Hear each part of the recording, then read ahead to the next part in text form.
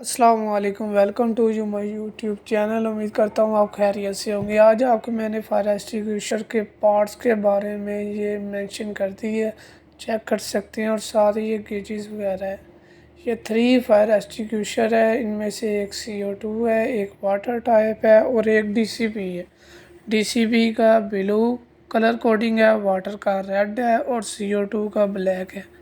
اور DCP میں difference یہی ہوتا ہے، اور یہ ساتھ آپ کو سیپریٹ کر کے میں نے CO2 کے ہارن کا جو لکھا ہوا ہے اس لیے لکھا ہوا ہے کہ آپ کو اس چیز کا اندازہ ہو جائے۔ تو یہ جو CO2 کا سلنڈر ہوتا ہے آپ نے ٹینشن نہیں لینی، کیونکہ کچھ لوگ کہتے ہیں کہ اس کے اوپر گیج کیوں نہیں لگی۔ تو جو گیس ہوتی ہے CO2 کی تو اس پہ گیج نہیں لگی ہوتی، ٹھیک ہے۔ تو آپ نے پریشان نہیں ہونا کہ اس کے اوپر گیج ہے کہ نہیں ہے۔